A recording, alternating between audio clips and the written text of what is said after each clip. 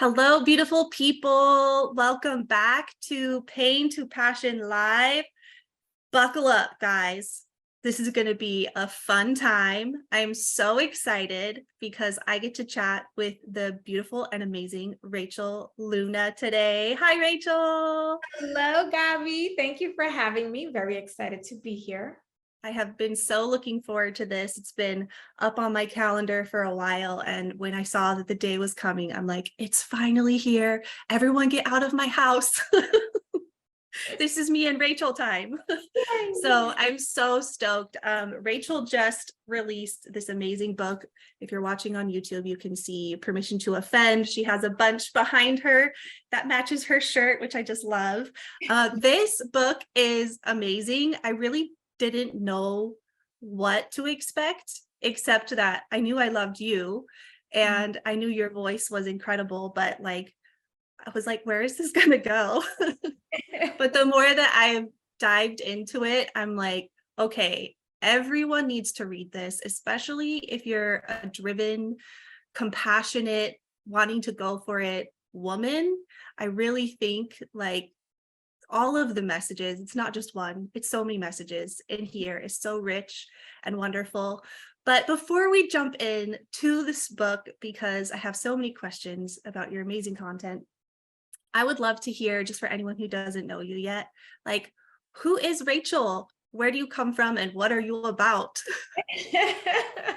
Gabby, that's such a loaded question. I know, right? Who is Rachel? All right. Well, I guess I will give you the answer that I give in chapter 2 of the book, Permission to Offend, because one of the things that I emphasize is the importance of identity.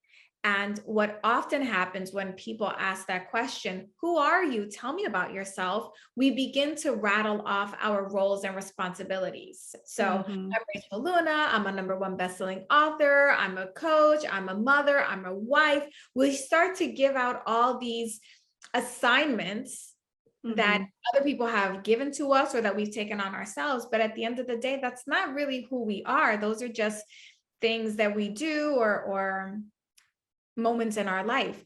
Who we really are is comprised of our values and our beliefs. That's our true Mhm. identity. And I like to ask people, when everything is taken away from you, every job, every role, every responsibility, when all of that is gone, what is left? Because what people cannot take away from you is what you believe and what you value. So ask me what I believe. I believe that we all should enjoy the right to have freedom. And I also believe that freedom is not free. It comes at a cost. There's a price that many people are not willing to pay. It's going to cost you time, money, energy, relationships, family, friends, career. And today, at the time of this recording, it's Memorial Day. For some people, that those freedoms that we enjoy have cost people their lives. Mhm. And I am in pursuit of freedom, emotional freedom, spiritual, physical, financial, in any sense of the word, that freedom of expression. I believe it's so important. And plot twist, I also believe that when we are living our most expressed lives, our fully self-expressed lives, when we are operating in that freedom, it is really important to recognize where our freedom begins, ends, and encroaches. So good. Right? Think about this. This is going to be hot button. So, Great. okay, good. Permission to offend. Yes. Caveat. I believe emphatically in the freedom for people to be whoever the hell they want to be. Do it. It is not okay with me personally when your freedom then takes away a part of my freedom, or when my freedom takes a part away from your freedom. Mhm. And so we have to learn how to navigate these very delicate lines of, where's that intersection? So if you ask me, who are you? I'm a champion for, tell us about Rich. I'm a champion for freedom. I'm a champion for truth, both personal truth and subjective truth. I am a curator of facts. I am interested in irrefutable facts. And I am always interested in understanding. and in looking for community and connection, without forfeiting my values and my beliefs. So that's who I am. That was amazing. And you're speaking my language. So far, I only have one tattoo, but that tattoo is freedom on my Oh, wrist. I I'm all about it. Everything you just said, just like fireworks in my heart. So delighted. And I love how you explained like the difference between saying what you do about roles you've been assigned and how that's different from who you are. So honestly, your introduction has been very unique among introductions, and I'm grateful for that. You did say beliefs and values, and you talk about both of those a lot in the book. But for those of us who might be confused about the differentiation between the two, like what is a belief and what is a value? So a belief is what you, well, first of all, little bit of nuance here. But I live in the nuance. I do not believe in black or white. There are so many shades of gray. Think about, have you ever tried to go shopping for white paint? Have you ever done that, Gabby? That Yes. there are 100 different shades of white. And Mhm. that's and we're talking about it's not black or white. You're right. There's so many shades and variations. So first of all, when we talk about beliefs, we have to take into consideration what we've been programmed and taught to believe by our parents, teachers, caregivers, and people of influence. I encourage you to ask yourself, what do I believe and why? A belief is, for example, I'm a Christian, so I believe that Jesus is the Messiah. Why, Gabi? I've been searching for that answer my whole life. Like, why do I believe that? Well, I know that I believe that because that's what I was taught. But why do I still believe that?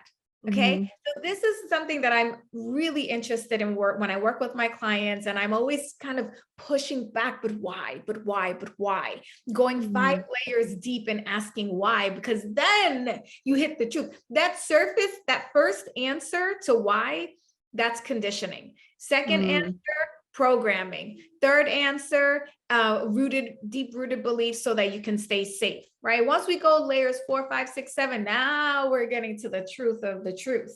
So I still, when people ask me like, well, why do you believe that? Listen, I have chosen to believe. Mhm. At the end of the day, I believe it because I choose to believe it. Because if we look at logical facts, scientific proof and evidence, you can make arguments any old which way. The truth in my perspective, the subjective truth is that nobody really knows. We won't know until we die. And even the people that have died and come back to say, like, I saw Jesus, or we don't know if that actually happened, or if they're just having some sort of a psychotic break. So at the end of the day, I believe it because I choose to believe it, and because I have personal evidence in my life that when I subscribed to this belief, when I read my Bible, when I took obedient action, it all worked out. I call myself a magnet for miracles. Now, is that hardcore proof for someone else with it? Well, probably not. But this is why I teach in Permission to Offend. It doesn't matter. Doesn't matter what other people want to believe or choose not to believe. Go back to your values, your belief system. And as long as you can be unshakable in what is true for you, you're not going to be offended by what other people have to say. Mm. Yeah. So good. So, Now, so good. you might still not agree, right? There are truths, and I use there are personal truths of other people that are not true for me. Mhm. And I've kept an open mind, and I've tried to be understanding, and I understand why it's true for them. And I also know it's 100% not true for me. I'm not Mhm. offended by what they choose to do until their choices encroach upon my freedom, my choices, and the way that I identify. Then we have to have more conversation. We don't have to argue. We don't have to fight. We just have to have more conversation so we can get to a better place of understanding. And I'm a big proponent for that. Yeah. Which you talk about the empathetic offender. We'll get to that, but you just kind of explained what that looks like. I loved how in the book you talked about how like an empathetic offender, which again, we can get to a bit more, but they hold space for other people's values and beliefs while not compromising their own, which is pretty much exactly what you just said. But that is really illuminating to me, to be able to do both of those things. I think is such a beautiful skill that we should all cultivate. Just because imagine the better dialogue and the better understanding that we could have in our own lives and in our world. Yeah. It takes practice. Yeah, for sure. There are some areas in which I know that I've totally mastered it. There are some topics, conversations like politics. I can talk to anybody about politics and you're not going to get me riled up at all. Mm-hmm. I'm really confident in what I believe politically. And I'm also really interested to hear what other parties have to say, other perspectives. So in that regard, I'm like, bring it. But there are still some areas where I have to really take time and keep my mouth shut for a moment. And this is a distinction that I don't think I've made in the book. Just because they only let you write so many words. We had to cut. I'm sure. We had to cut a lot out. But when I say give yourself permission to live unfiltered and unafraid, that's not true. I said it in the introduction. I say it's not about speaking without thinking, right? So we're not just spouting off at the mouth. There are some conversations that are currently being had in the interwebs and in the media that I have not stepped into the arena to discuss because I am still trying to figure out what I believe about it. And I don't feel prepared to take a position for or against. I'm still learning. And I think that there's great wisdom in listening and learning and thinking before you just start, planting your flags on mountains that are just insurmountable. Mm-hmm. Oh, so good. Like that's such wisdom. It really is, because especially in this social media era, we all just like jump on bandwagons before we even really know what we're talking about. And we get so riled up. And it's okay to figure out what you believe, but taking the time to think about it and actually get rooted in it, like you're saying, helps you from getting that offenses. Yeah. And also sometimes there are some things where I know how I personally feel about it. And I have so much compassion and empathy for the people that feel differently. And it's hard because there's that in between. I'll give you an example. And this is why I made the decision that I do not respond to hot button situations on social media in the first 24 to 72 hours. I don't care about being relevant. I don't care about catching the algorithm, because catching the algorithm really puts you out of alignment with your identity and with your truth. So last year, I want to say it was like last summer, whenever the Roe v. Wade thing got reversed, was that was like last summer, right? Yeah. I thought for a second, I was like, ooh, this is going to be not good. Like the internet is going to break today. Yeah. I was on vacation and I'm from New York City. My family still lives there. So I was on vacation in New York visiting my family, and we were getting ready to go out to lunch. And as a Christian, there are all kinds of flavors of Christians, but as a woman that tries to live her life as close to the Bible as possible, I'm not perfect. I'm a big old nasty sinner, made all the mistakes in the book. So don't come at me like, oh, you think you're so perfect. No, I absolutely know 100% I need Jesus. That is how imperfect I actually am, that I need this book and I need my faith and I need to pray and I need to ask for forgiveness and redemption every single day. So I decide, you know what? For me, I value freedom. I value financial freedom. Those are kind of pillars of my brand. I said, I'm not going to talk about whether it's right or wrong to kill babies or fetuses or embryos or cells or zygotes or whatever you want to call it. I'm just going to take a perspective from the fiscal side of the house. And I posted, well, if we've learned anything from Roe v. Wade today, is that you better start making money. Women better start making more money if they want to like live freely. Why? Because if you have money, you can get on a plane, fly to another country, and you'll be fine. But if you don't have money, then you're gonna be stuck like Chuck based on whatever your state says. Mm-hmm. No position for or against anything. Oh my goodness. The internet. They just all came for me. They just all, I mean, they were so mad. They were so offended. They started tagging each other. And by the way, it's like a bunch of people that don't even follow me. Mm.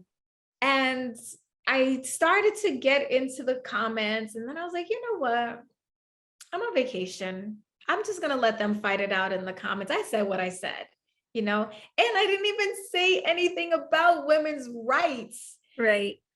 That experience just reminded me, like, number one, do I care enough about this topic that I'm willing to go to bat and pick up a sword and a shield and fight off the internet bullies of the world?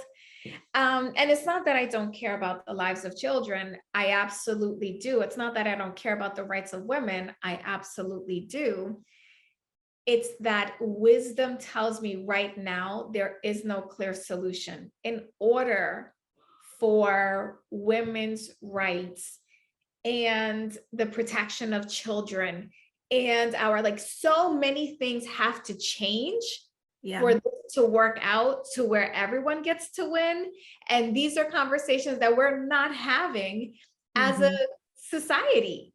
So once I realized, like, listen, there's too many arguments to be had in order to get resolution on this argument, I'm out. I'm out. Until God tells me, you know what, Rachel, get back in there, because that's your mission. That's your assignment. This is the problem I think that people have, is that we think that because we have online presence, our assignment is every socio-political issue that arises. And it's not, it's a distraction. Do you have the courage to make the post that says, I'm not commenting on this because that I do care about these things, but my business is in the business of serving X, Y, and Z. And that's what I'm going to do. If you are a paying client, I'm happy to have this conversation. If you're not, I'm not going to pander to you. And I'm not going to let you bully me into taking a position that I'm not ready to take. Yeah. So good. I just love it. You kind of like get into the book just quick. And there's a line at the, like, near the beginning that I wanted to read, because I feel like it kind of talks about the entire subject matter, but it hits you when you read it if you don't really know what's going to happen next. So it says, increasing your permission to offend increases your permission to be offended, which in turn allows others to form deeper relationships with you, which is kind of a wow statement when you first read that. So how does increasing your permission to offend and increasing your permission to be offended form deeper relationships? How is that possible? Okay, let's take the second half of the statement, giving yourself permission to be offended, like increasing your capacity to be offended. One of the reasons why people don't speak up is because they are so easily offended. And that offense hurts them so much that they don't want anyone else to feel that pain. So they don't say anything at all because they don't want to make someone feel as uncomfortable as they feel. I'll give you an example. Okay. When one of my daughters was younger, she had really bad eczema. And it would, like, her scalp would get all just like nasty and gross, right?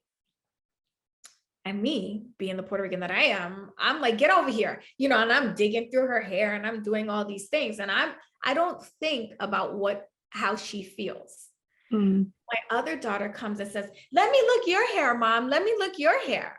And as she's doing all of that, all of a sudden, I felt that my nervous system got activated. And I was like, oh my God, I hope she doesn't find any nastiness that I'd be fine.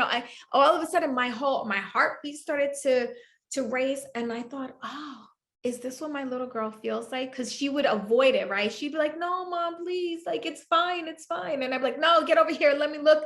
I gotta, pull out these flakes. And because I think I'm helping her, until I was in that situation where the other one is digging through my head. Then Mm. what ended up happening, Gabi, is that I stopped wanting to check my little one's head because I didn't want her to feel that dun, dun, dun, feeling. And I had to stop myself and say, Rachel, you're being ridiculous. First of all, of course, nobody wants to be told that something is wrong with them, but you're her mother. Are you going to let her walk out like that so that the kids who have no chill, the kids who are so Yeah. rude and honest, sometimes they're honest, sometimes they're just plain old rude, and you just don't know where that line falls, so Yeah. that kids can come after her? No. So guess what I started doing? I started getting the older one to just dig around in my hair, right? Why? So that my nervous system could acclimate. Mm. And then once my nervous system was acclimated, I was then in my little one's head and just saying, like, I know it feels scary. And I know you're probably thinking that there's something wrong with you. There is nothing wrong with you. The reason that we're doing this is so that you have a healthy scalp, so it doesn't itch. I started explaining why we're doing that. Mm-hmm. That's an aggressive example, I think, and probably not relatable to most people, but because I've been doing this work of like, I'm not easily offended. This was the one that was most resonant to me because I could recall that feeling. But I take into consideration one of my clients, she didn't want to put her offer out into the world. I'm like, why not? What? We've been talking about this for forever. What is the holdup? And she's like, I don't want to come across as salesy or pushy. And I said, tell me what your sales experience is like. And she's like, well, you go in there and they just keep messaging you, and they, all these emails, and I don't like it. And I said, Mm-hmm. have you ever had a great sales experience? Well, yeah. I said, okay, what'd you like about that? So what we want to be able to do is think about the things that we do appreciate and bring that into our truth, and things that we don't appreciate and just question, well, why does it make me so uncomfortable? Why does it bother me when someone is being quote unquote pushy or salesy? Could it be because you're not opening your mouth to say, no, thank you, I'm not interested? Mm-hmm. Because I can tell you right now, when people send me emails that I don't want to get, if I want to stay on their email list, I'll respond to them and say, can you tag me not to get these sales emails, but I still want to be on your list? Because I don't want to get off the list. I just don't want this crap. Mm-hmm. Or I unsubscribe. If I'm at a clothing store and they bum rush me and come up there and they're like, hey, I say, listen, I'm looking. When I need you, I'll find you. Thank you. What was your name? And they give me their name. Okay, great. Do you work on commission? Okay, great. I'll find you. I know you work on commission. I got you. I'm not back up off me. Mm-hmm. But people don't say that. Yeah. So you have to be willing to be offended. You have to be willing to feel uncomfortable. You have to be willing to let your own nervous system get activated from time to time so that you can go and activate some other people's nervous systems in support of your truth and your beliefs and your business and your dreams and your goals. Oh, so great. I love it. You're speaking my language. Like, nervous system activation is kind of where I spend most of my time. Not activated, but teaching people about nervous system activation, and how honestly you can't grow unless you get activated. Like, your window of tolerance actually expands when you have like 1 foot inside of your window of tolerance and 1 foot outside in activation. That's how you grow. So that whole scenario that you just mentioned was an opportunity for growth for you and for someone else, which I think then gets to what you're saying about you can create deeper relationships. Some relationships will go bye-bye, 100%. right? And But the relationships that stay have the capacity to go deeper because of these principles, right? mm-hmm. Yeah. And you kind of mentioned it off to the side a little bit about boundaries as you're talking through this, but I loved your take on boundaries. Let's see. I think I had a specific, okay, boundary bullies. I knew you were saying that, boundary bullies. The boundary bullies. I, first of all, felt a lot of conviction about being my own boundary bully. So can you tell us what a boundary bully is and how we can be boundary bullies to ourselves? Yes. So a boundary bully is someone or yourself when they try to overstep the standards, the boundaries, the parameters that you've already established. And that can be someone else, or as I said before, that can be yourself. And the example that I give in the book is of writing the book and telling my family, hey, I'm going on this writing retreat. Don't bother me. And they did their part. They didn't bother me. And I found myself trying to make excuses to go spend time with them or to do things, take away from what I wanted to do to be there for them. That's me being the boundary bully. This shows up when someone calls you and says, hey, Gabi, can you come over today and help me paint a room? And you look at your calendar and today was the day that you were going to work on your book, or you were going to put the finishing touches on a sales page, or you were going to go out on some job interview, right? Like today was the day that you were going to do something for yourself. And you say, you know what, Rach, I'll be there. What time do you need me to come? And in your mind, you start negotiating with yourself. Well, I can work on this later. I can reschedule that. She really needs me. I really want to make sure that my friend feels supported, whatever. I don't want her to be mad at me. And you start making all these concessions. You are the boundary bully. Or when you say, I'll start my diet on Monday. And then Monday comes and you start negotiating with yourself and letting yourself off the hook. Stop letting yourself off the hook.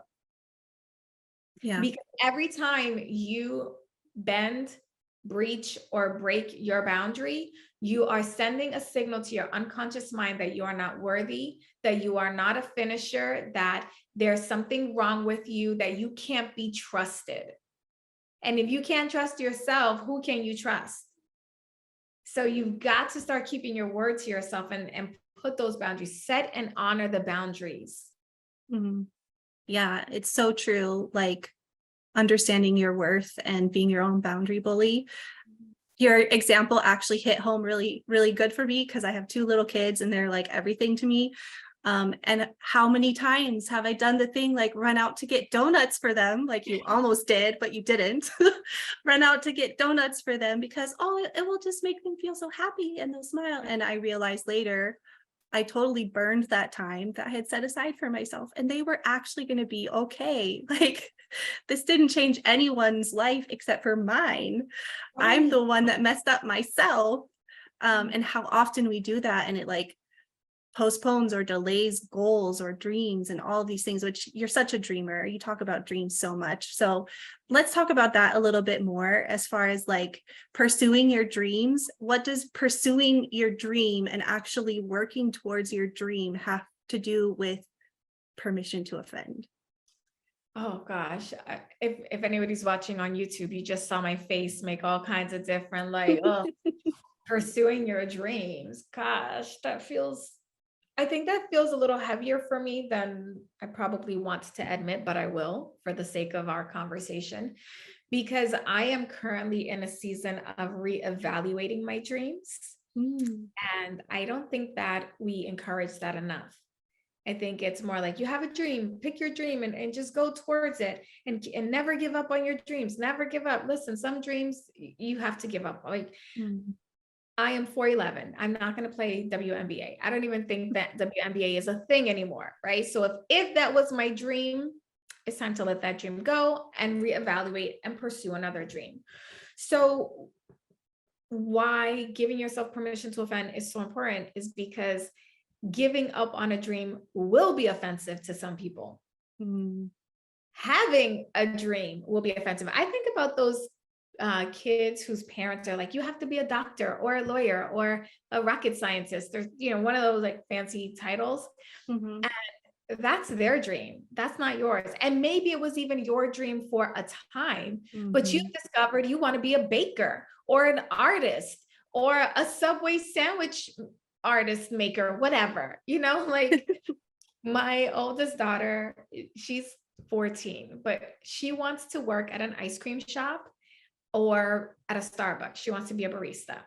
Mm-hmm. Of course, I'm like, you mean you want to own a Starbucks franchise or a Baskin Robbins franchise? Like, is that what you mean? And she's like, no, I just want to work there. And I'm like, so you want to own it? Because my dream is that she would be entrepreneurial, that she would be the owner, that she would have all this financial whatever. Her dream is, I just want to scoop. I don't want no responsibility. I just want to live my life chill. So I said to her, I said, baby, that's totally fine. If you don't want to go to college, if you want to be an ice cream scooper, if you want to be a coffee barista, then you are within your right. But if you want to live the lifestyle that daddy and I have created for you, because we're not taking care of you forever, you're going to have to learn how to get really good with money. You're going to have to learn how to take what you earn and make it work for you and put it in investments so that you have livable wages. And she goes, that makes me feel so much better. I'm going to get very good with money, mommy. Aww. That set her free. Wow. But I, as her mother, have to kill all the dreams that I had for her because she's her own person. Mm-hmm. And I had to give her the permission to offend me in what my vision for her future would be. Mm-hmm. Yeah. So, that's where the permission to offend comes in. Reevaluate your dreams. Figure out what you thought you wanted and what you really want. And why did you want those things and why don't you want them anymore? Yeah. And also give yourself permission to admit, like, I don't want those anymore. Mm-hmm. I don't think people talk about this enough. Like, I've written about this in the past of how dreams can be for a season, where you think like your dream is for life. So if it just happens for a season and then you realize this isn't what I want to do anymore, you kind of feel guilty, you feel bad. But the season of that dream was there for a reason. It gave you skills, it gave you opportunities, experiences to up-level you to whatever your next dream is, or pivot you to whatever your next dream is. So not to get so attached to like what the dream is, as to, like you're saying, staying true to your own values and beliefs, whatever those are in the season that you're in. I just absolutely love that. And I love that your daughter was like, like it just made her feel better. She's like, I can do that. Yeah, the I can pressure get was better with my money. down. Yeah. And who knows what her dreams might grow into or change into. Yeah. She'll be an amazing barista though, I'm sure of it. I bet. She's very creative. So I think that she's going to be the one that like draws the little kitty cats, and Oh, totally.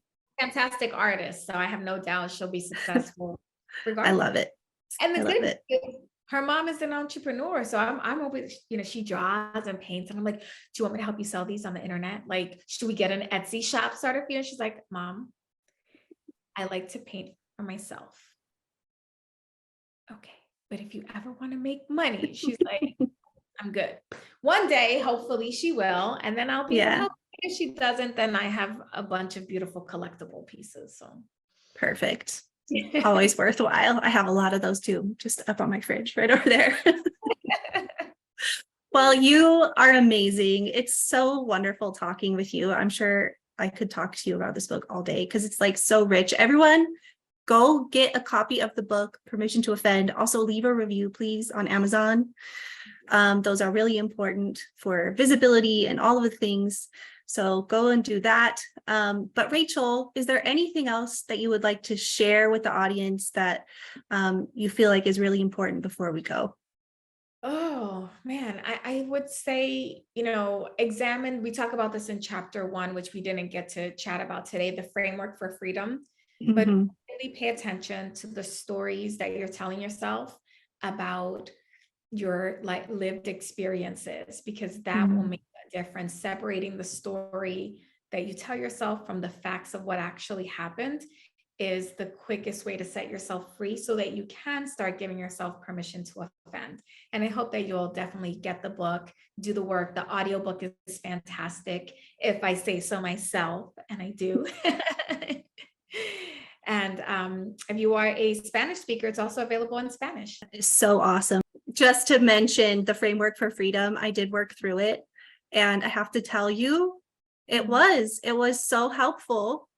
I worked through it regarding my daughter's tantrums and what those meant to me. Yeah. Because I realized like that's a really big thing for me, is like how I feel about who I am Yes. based on those. So thank you for that. Just a little teaser for all of you guys. Like it's very applicable and it really does work. So thank you for that.